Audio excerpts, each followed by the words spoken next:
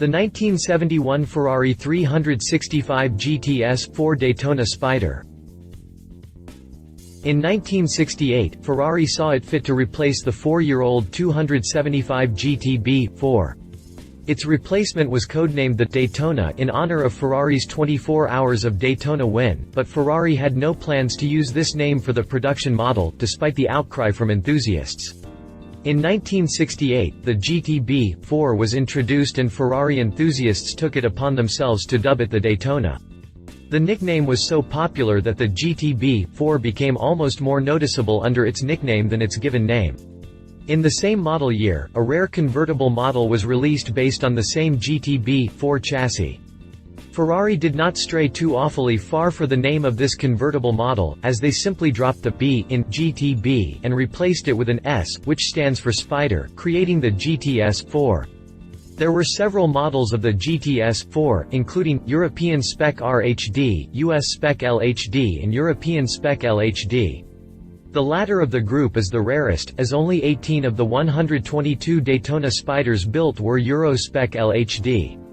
If owning one of these masterpieces is something you would like to do, but never thought you could get your hands on one, Auctions has solved that part of the equation. On May 12, 2012 in Monaco, Auctions will be auctioning off a 1971 version of the Ferrari 365 GTS 4 Daytona Spyder. This means you can not only own one of the rarest Ferraris, but also the especially rare LHD Euro-spec model. Click past the jump to read our full review on this legendary machine. Exterior. The exterior of the Ferrari 365 GTS 4 Daytona Spyder was nothing short of beautiful when it originally debuted in 1968. The 365 was one of the final Ferraris to be 100% hand-built. The entire body, except the aluminum doors, hood, and trunk, was made from steel that was painstakingly hammer-formed and hammer-welded to perfection. The 3 accepted body components were made of aluminum alloy. This model in particular is black in color, but it was originally blue Dino with a white stripe, and is absolutely flawless. In the mid-1990s, the owner at the time, Jim Matthews, completely restored the vehicle and it has stayed in this impeccable shape since then with very limited driving. At the front of this classic Ferrari you have a sloped nose that features pop-up headlights, which in the original design were fixed headlights with perspex, a compound similar to plexiglass, covering them. In order to comply with the US ban on covers over headlights, Ferrari converted the headlights to pop-up style. The marker lamp and turn signal assemblies actually stretch all the way to the outer side of the pop-up headlight covers and wrap around the front fender, as they taper into almost a point just in front of the front wheels. The hood features 2 recessed air dams that appear to have no real mechanical function. These ducts may, however, provide additional airflow to the engine compartment for cooling. Regardless of their actual purpose, or lack thereof, they definitely add some character to an otherwise vanilla-looking hood. Stretching down the beltline on the sides of this Ferrari, between the front and rear wheels, is a small indentation that breaks up the smooth profile appearance of this GTS 4 Daytona Spyder, which again adds character to the car to prevent it from becoming boring. An interesting note on the doors, you may notice that there is no traditional door handle to open them from the outside. Well, if you have a closer look on the top, rearmost section of the door, you will notice a small chrome lever. This level is the door handle. Ferrari eliminated the door skin-mounted handle to help keep with the streamlined appearance of the rest of the body. On the back side is where you truly find out that this is the body of a Ferrari, as it features the quad lighting pattern that has become the staple of all Ferrari vehicles. Beneath the fully restored 2-piece rear bumper is a set of dual exhausts, with each side having dual outlets, creating a faux quad exhaust. Also on the rear is a retractable antenna, which is just another addition to help maintain the sleek appearance of this famed roadster. Throughout the exterior of this beauty there are small touches of chrome that are just enough to set it off. Ferrari definitely nailed it with this body, as its engineers found the perfect balance between sleek, sexy, and simple. Add in the fact that the restoration is A1 and you have yourself a show winner. Interior.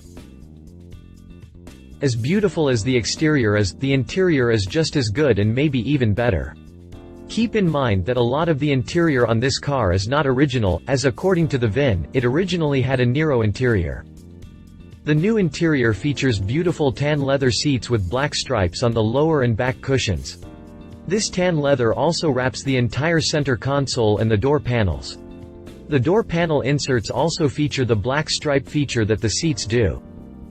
The dashboard looks to be wrapped in black suede and features all of the factory instrumentation. This instrumentation has everything you would expect from a Ferrari, including speedometer, tachometer, oil pressure gauge, oil temperature gauge, water temperature gauge, amp meter, and a clock. In the center of the dashboard you have 4 vertical levers and 2 knobs, which obviously control the very simple heating and ventilation system. No AC on this car. The steering wheel is your standard 3-arm wheel with the signature Ferrari horse as its horn button. Though it lacks AC, this classic Ferrari does offer a few amenities. First is the center console-mounted AM/FM radio, but we are uncertain if that is factory or not. It definitely looks good enough to be factory though. You also get power windows to help compensate for the lack of AC. Quite an amazing interior, but we are rather disappointed to find out that it is not the factory design. Engine and drivetrain. The engine on the Ferrari 365 GTS 4 Daytona Spyder is one of the best of its era. The V12 block is the exact same one used on the GTB 275 that came before it, but Ferrari increased its displacement from 3.3 liters to 4.4 liters. This 4.4-liter V12 comes with a factory cold air intake box and 6 dual-choke Weber carbs feeding it plenty of fuel. Granted, the 6 carbs make this car a bear to keep in tune, but the resulting performance makes it worthwhile. This 4.4-liter V12 pumps out an impressive for the era 352 horsepower and 315 pound-feet of torque, both at 7,500 revolutions per minute.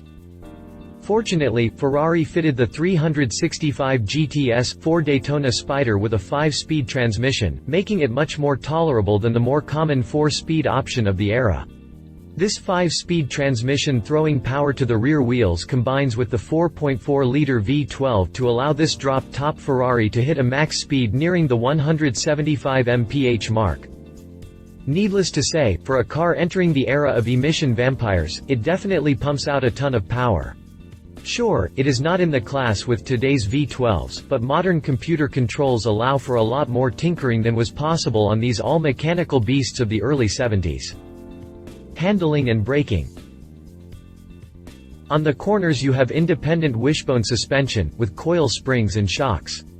This allows each wheel to move up and down without disturbing the opposite wheel, helping keep more of each tire on the road, thereby increasing its handling capabilities. Bringing this 70s supercar to a halt are 4-disc brakes, powered by hydraulics. These aren't your typical early 70s hydraulic disc brakes that require practically standing on the brake pedal in emergency situations. Just like all modern braking systems, the Ferrari 365 GTS 4 Daytona Spyders system uses a vacuum brake booster to multiply your pressure on the pedal. Pricing. Now comes the dream killer, the price. You are looking at the rarest trim level of one of the rarest Ferraris in the world, so $100,000, $200,000, not even $500,000 will cover buying this car. Nope, to get this rare beast in your garage, you'll need to pony up an estimated €800,000 to €1 million, $1,050,559 to $1,313,199. Competition. This is a once-in-a-lifetime type of car, so there is no competition available for it. Conclusion. We absolutely love this car. Everything about us makes us wish we had $1 million to head to Monaco with and blow it all on one hunk of sexy metal. Having said that, we have to remember that this car is not all original. Yes, NADA claims a mint-condition 1971 GTS 4 Daytona values at $1.3 million, but that assumes it is in its factory-restored condition. Someone ultimately will pay near or at the estimated fee for it, as factory-built Euro-spec Spyders are so hard to come by. If you have the means and desire to convert this beautiful Ferrari back into its original color and interior setup, you will likely increase its value, but that involves completely tearing down this impeccably restored car. We are on the fence on this one, so it really depends on how comfortable you are purchasing a car of this value without it being an original. Love it impeccably restored powerful V12 for its era rarest of rare vehicles. Leave it not in original condition, price is pretty painful. If you liked this video, please share your thoughts in the comments below and don't forget to hit the subscribe button.